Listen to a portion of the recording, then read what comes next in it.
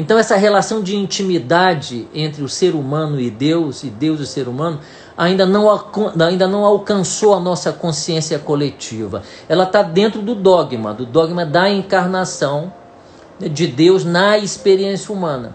Mas ainda a gente localiza essa experiência humana na figura histórica de Jesus.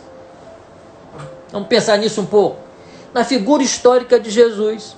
Como se Deus tivesse realizado em Jesus e aí acabou. E aí a gente tem que ficar lá cultuando Jesus, imitando Jesus. O que parece ser mais desastroso do ponto de vista psicológico, porque nós não devemos imitar Jesus nem ninguém. Nós devemos fazer o que Jesus fez com a vida dele. Ele viveu profundamente a vida dele. E qualquer pessoa que viva profundamente a sua própria vida se torna um ser transpessoal, se torna um ser arquetípico. Quando a gente vê Jung, quando a gente lê a Memórias, Sonhos e Reflexões de Jung, né? Ali tem uma pessoa, é óbvio que tem uma pessoa que viveu, que tem uma identidade, mas aquela pessoa se transformou simultaneamente num arquétipo. Jung é um arquétipo, Jung é uma realização desse arquétipo de si mesmo. Ele conectou essas estruturas, teve a força egóica de integrar aquelas poderosas energias do inconsciente coletivo, como Jó está fazendo aqui. Não foi à toa, não é mero acidente que Jung tenha se interessado por Jó e tenha escrito uma resposta a Jó, né? Jung era um Jó. Jung fez a experiência com o inconsciente profundo. Ele sentiu o mistério tremendum do arquétipo. Ele sentiu o mistério fascinans. Mas ele sentiu antes o mistério tremendo, é o terror. Lembra das falas iniciais de todo anjo, quando aparece para um ser humano? Não tenhais medo. Essa é a petição inicial de qualquer estrutura arquetípica diante do ego. A gente morre de medo disso. A gente morre de medo. A gente não morre de medo nas nossas depressões. A gente não morre de medo de pânico. Pânico, aliás, é o medo, é o próprio Pan, Deus Pan, né, que também, junto com Phobos, é o Deus do medo. Né? Daí pânico, né? Daí pandemia também, né? Que é o todo, né? A gente tem medo porque os arquétipos nos metem medo. Por que nos metem medo? Porque é uma energia poderosa. E o ego teme não ser capaz de integrar. E tem mais um agravante. A energia que emana do arquétipo pode forçar o indivíduo a tomar consciência de alguma coisa que colide com a consciência que ele tem, eventualmente dele mesmo e do mundo. Não é frequente profetas fazerem coisas que não querem fazer? O próprio Jonas não foge das determinações do self essencial dele, o arquétipo central, ele não foge, ele não quer fazer aquilo. Então esse é um dos nossos medos também, o medo de descobrir que o nosso ser autêntico não é esse ser com o qual nós nos identificamos e achamos que é.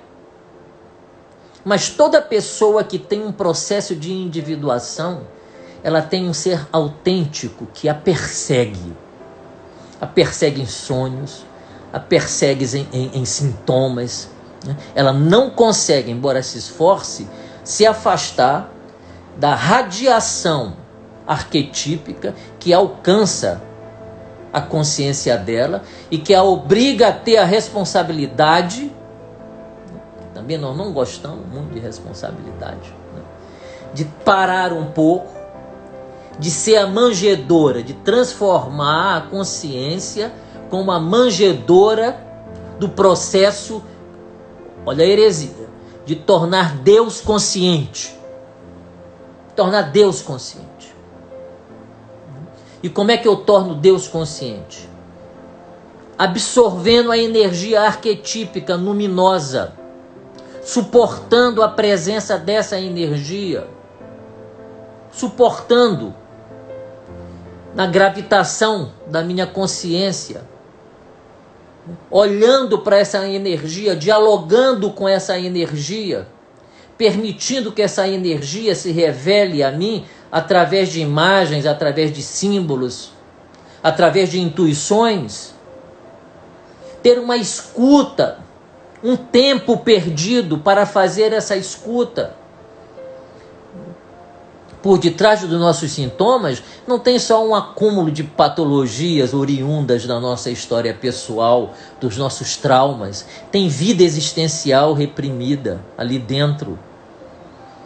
Aquele sofrimento psíquico é uma vida para além da vida dos traumas. Ok? Essa é boa, essa é intuitiva. É uma vida para além da vida dos traumas. Há uma grande vida dentro da nossa vida. É com isso que Jó se depara. E esse é o motivo pelo qual os 3 amigos, representando a consciência coletiva típica, ficam dizendo para ele coisas que ele não está interessado em ouvir, porque ele sabe qual é a natureza da experiência dele. Ele sabe. Não foi porque ele foi frustrado na infância, não. A análise aqui não pode ser freudiana. A análise pode ser freudiana em relação aos 3 amigos dele. Aí a análise freudiana é pertinente.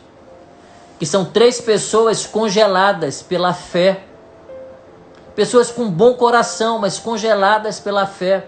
Pessoas que pararam no tempo. Pessoas que leem um livro e aquelas palavras ficam como que cristalizadas dentro delas. Elas não entendem a leitura como uma evocação do sagrado dentro delas. Não entendem assim. Elas não sabem que elas podem continuar esse livro aqui. Quantas vezes eu não vejo isso no consultório, meu Deus. O livro de Jó sendo reescrito ou complementado. Quando a gente está muito triste, quando a gente perdeu uma pessoa querida, quando a gente perdeu as nossas ilusões também.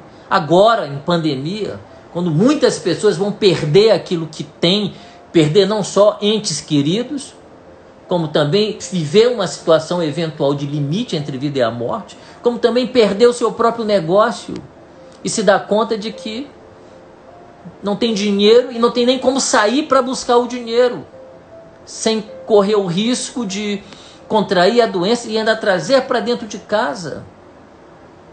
Esses sofrimentos, eles são sofrimentos limítrofes.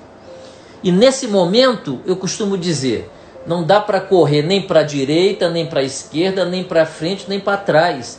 E é só nessa condição que o indivíduo consegue ascender, ir para cima. Ele não vai mais para frente, a história não é mais ir para frente. A história não é regredir para o passado, como a gente vai ver Jó aqui, lembrando o tempo em que ele era bem-aventurado, que é típico na depressão, o indivíduo olhar para trás e dizer, eu vivia tão bem, agora estou aqui destruído. É típico. Né? Não dá mais para correr para a esquerda, não dá mais para correr para a direita. E aí você pensa que então não tem mais saída. E de repente acontece um milagre psíquico. Você se dá conta de que você ascende, aquela estrutura mental caducou, envelheceu e morreu. Mas você está apegado a ela, você não quer deixar o morto morrer. Você não quer enterrar o morto. Você quer estar ali segurando na mão daquilo que não serve mais. E aí o Rabi Jesus é cruel quando alguém diz para ele assim, Senhor, eu quero te seguir, mas deixa primeiro eu enterrar um amigo meu que morreu. E ele diz, deixem os mortos enterrarem os seus mortos. Entendeu?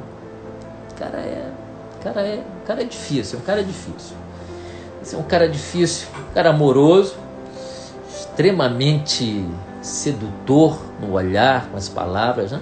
Mas tem um coração, né? Quem tem coração, aquele cara tinha um coração, né?